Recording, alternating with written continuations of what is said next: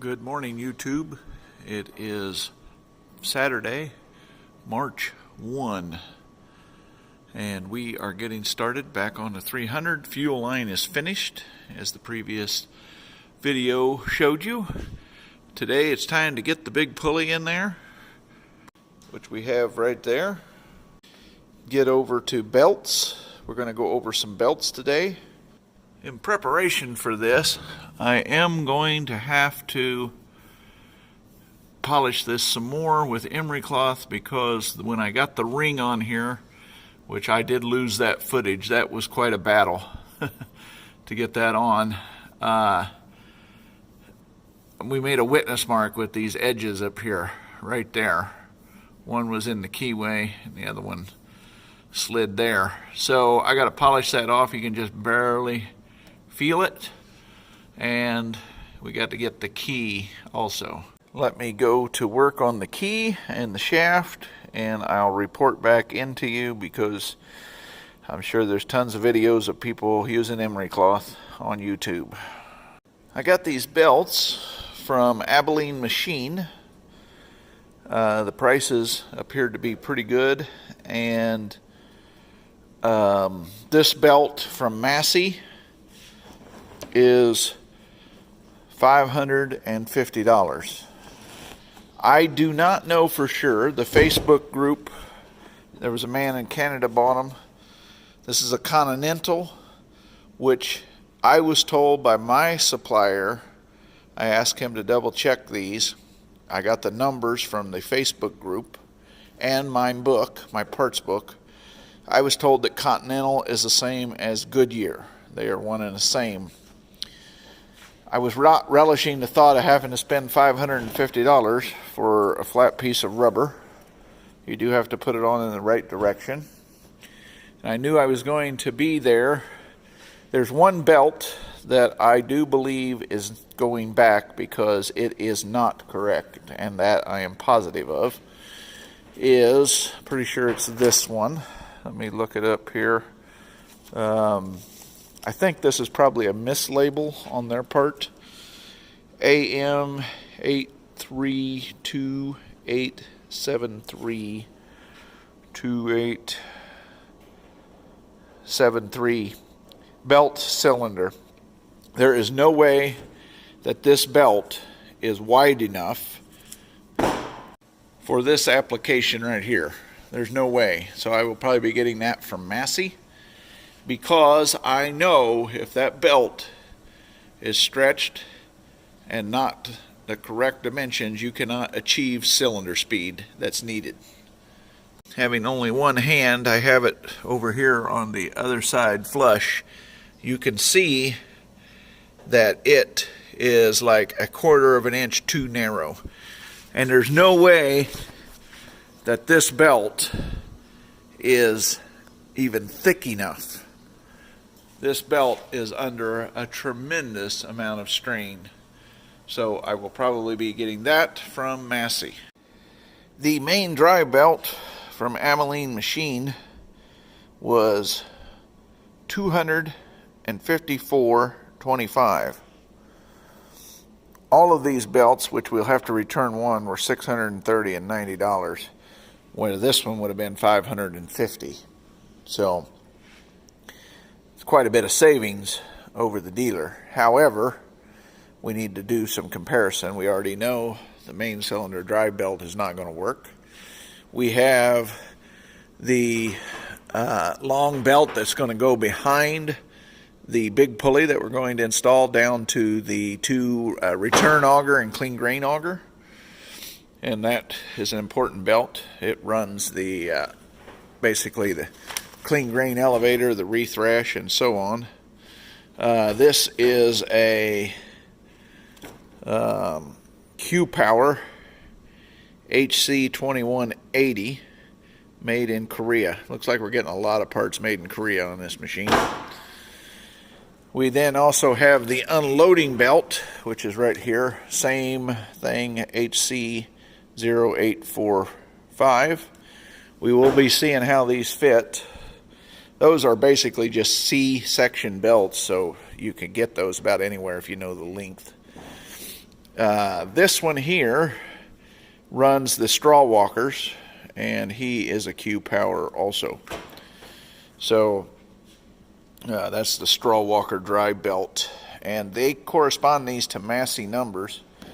I need to get the upper and lower belt right here for the traction drive, and then I'll go over that with you. I have one here. This was given to me. This is a brand new belt.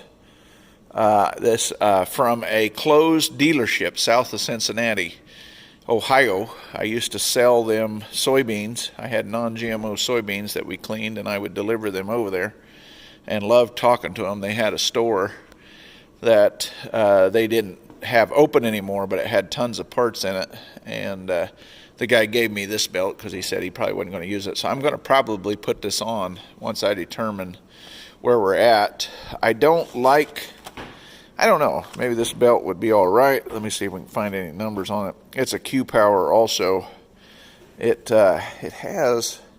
might be all right. I don't know. It's rubbery, but it has a real hard outer shell like this. And this one is the same thing. So these are all Q Powers. Honestly, it doesn't look any different than a regular traction drive belt. So the true test will be, how do they hold up under the heat and stretch and the tension and the torque. All of those factors, because we all know they get hot. So I'm really happy with this purchase. I'm confident, being made in the USA, this is what we would have got from the dealer for $550, and we got it for $254.25. So half price. And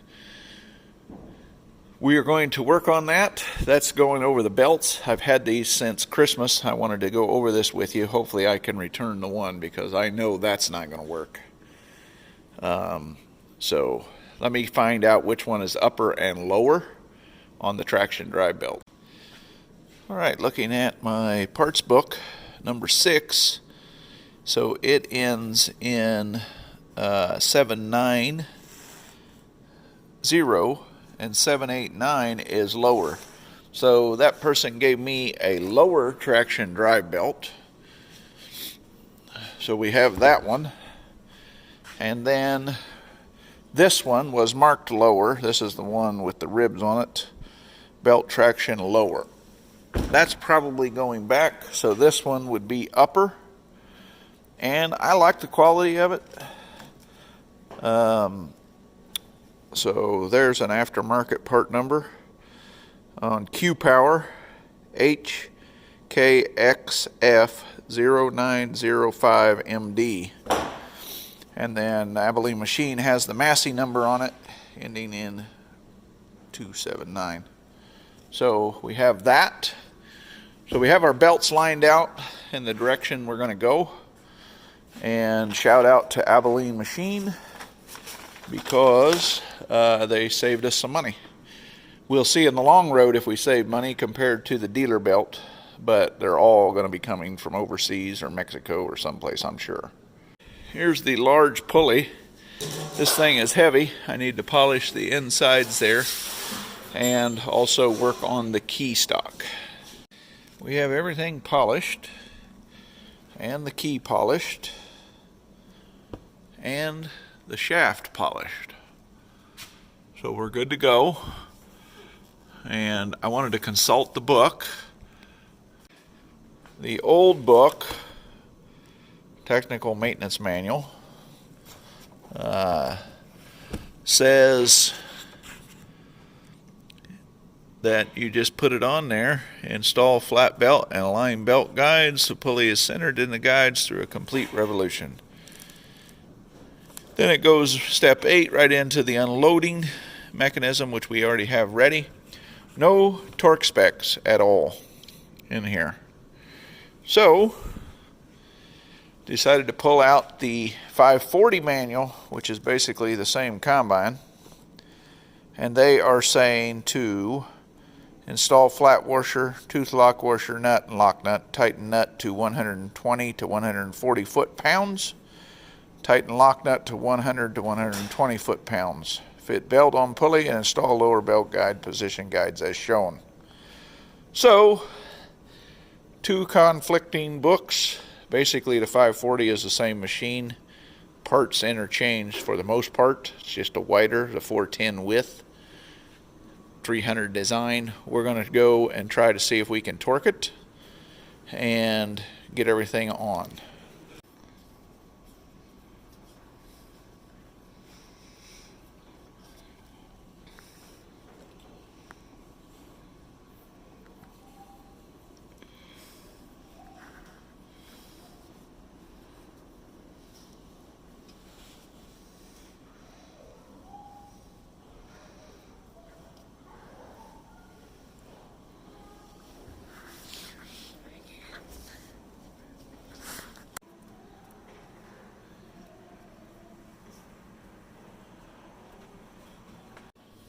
Okay, as you can see, I'm out of breath. This thing is heavy, but we got it to line up with the key. Now it slides right over to the ring behind it. So we're good right there. I have all the threads chased and they're good, and the nuts. I also slid this back, checked the 4 bolts again and the set screw on the bearing, because you can't get to it once you have all that in place. So the next thing I need to do is get the clean grain return belt back here fished around this through the saddle tank, so it'll be sitting back there. So that's the next thing we have to do. Part number 832866M2. That is belt, straw chopper, grain, and return is what that would have said on there. Double checking our book, and that is the same part number 832866M2. Same thing, so we're good to go. We have the rear mechanism belt in place. Now it's not tight. I will admit we have to be careful and watch our fuel line that we put in, but I think it's all going to work. That can always be tweaked a little since we put it in 2 pieces. So we got it back here, and we haven't got into this mechanism yet when we'll rebuild all of those bearings. We have our big flat washer, our lock washer that goes between these here, toothed lock washer, and that. Now we'll check the fitment of those in the book. I chased the threads. I did that by hand on the shaft, so there would be no chance of damaging the threads. You don't want to damage the beater shaft threads, because that would be a whole nother series in itself. And then I chased these and cleaned all the crud out of them so that we could get it torqued to the 140 pounds. Just verifying the washer, nut, and nut. In the old 300 parts book doesn't talk about the tooth washer. Finding that having both parts books for the 540 and the 300, number 41 is washer tooth lock. So yes, there is a little bit of difference between these machines, but this does not reference a tooth lock, but I know it came off of that. We have the videos, and I know from my memory. So very interesting. They just relied on jam nutting it. So we will put it back like we remember it coming off and according to the 540 book. Kind of be good to have 540 service manual, 540 parts book, 300 service manual, so that you can cross-reference. We have everything cleaned up.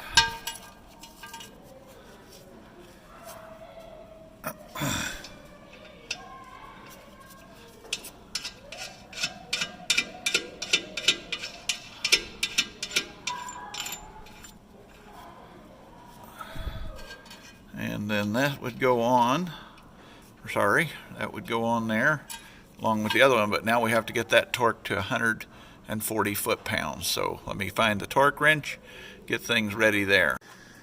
All right, we went and bought a torque wrench because we only had a 3/8 and then up to a 3/4, which we probably could have used the 3/4, but we went and got a 1/2-inch one too.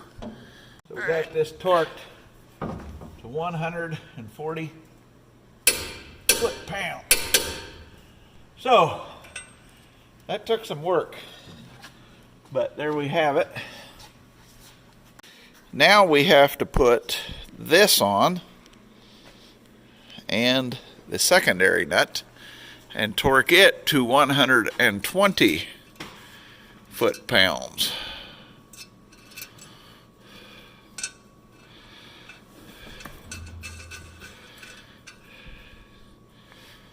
So I will get the torque wrench now back down to 120 foot-pounds.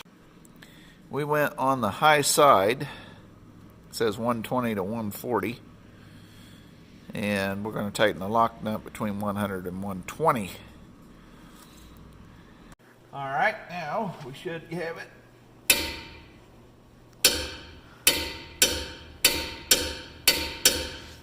We're there. Now that we've torqued our big wheel down, we should be able to fit the flat belt. We want to make sure and put it on in the correct direction of travel. That direction of travel would be this way to the left. So we're going to want those arrows going up. Yeah. All right, we're going to start getting this around there, up through here.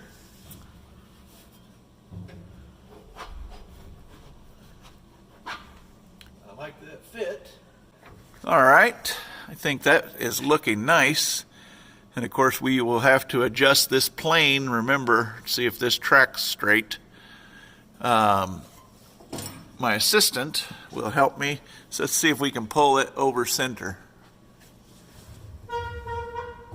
Oh yeah, he's getting there. There it would be engaged, and we'd be thrashing grain.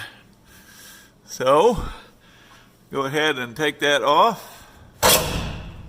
And now we need to get that fully adjusted, so back to the book. We can adjust it now. All right, here is the measurement chart that I was talking about. And we do not adjust nuts 5. These are 2 nuts that will have a measurement in itself of 3/16 between the nut and the arm. So we have to use nuts 7 and 8 to get X, which is, the X dimension is 3 3/4 of dimension on the spring. So, and the adjustment is made at 7 and 8. So, with the drive engaged, so we have to engage the drive, and then we have to, I'll just read this. The tension on the main drive belt should be checked periodically in the engaged position. The tension on the belt is correct when the spring 6 is in figure 60, there's 6, has the dimension of 3 3/4 between the underside of the bolt and the inside of the arm. So the underside of the bolt and the inside of the arm. So in between those two adjustments, we're looking for 3 3/4 with the drive engaged. So let's engage our drive. There we go. And let's see if we can get in here. We're not on the edges of the pulleys, so that should be good. Now we need to check that dimension, and then we'll have to adjust these nuts here and see where we land.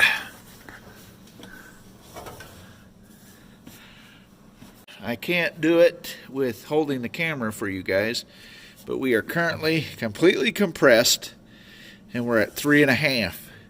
So I've got to loosen the bottom nut right there until we get to 3 3/4. Then I have to jam them against each other. Now, as you can see, when you start adding parts back in here, it gets confined. These combines were not conducive for working on major work. It had to be done, don't get me wrong. There was mechanics doing it. But what I'm getting at is it's a challenge to get all your wrenches fit in. So I think I'm there. Let me measure it. Don't know if you guys can see it there, but we are spot on, 3 3/4. So now I'm going to tighten that top nut against the block, and that should have that set. Let's see if it'll focus here. That is tight now. Now we have to bring these up till they are 3/16, I believe. We'll double check the book, from the bottom of this here. So right there. And let me check the book and get back to you. There's our 3 3/4 and then 3/16. So it's going to be hard to get a tape measure, and I'm going to get a 3/16 drill bit. And we will have this measurement right here taken care of. We already got this, 3 3/4. Till we have it running, we're not going to be able to check how we did on this. I kept it where it was, but we may have to get in there and adjust the pitch of that idler if it doesn't run true. So that will be later on, because I don't have it running yet. I mean, it is running, but we're not hooked up to be running. We would have to finish the fuel system. We're doing everything in this quadrant. So let me get the drill bit and we'll get back up there. All right. Let me see what 3/16 drill bit. Okay, we got to lower it a little bit.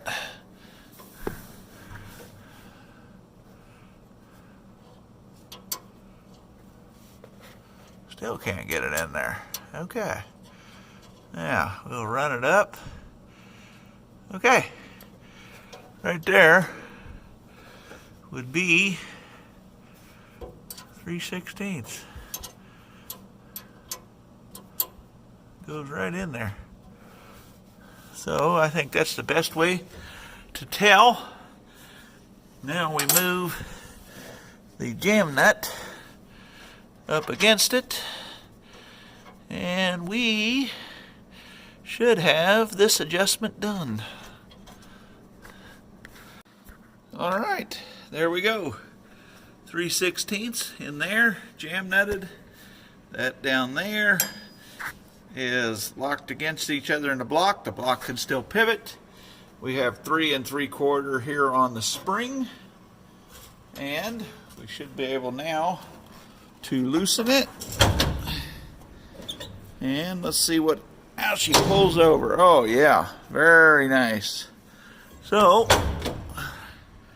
you can see that it goes down to there when it's disengaged, and then that would be the power output shaft would be turning but not hurting the belt.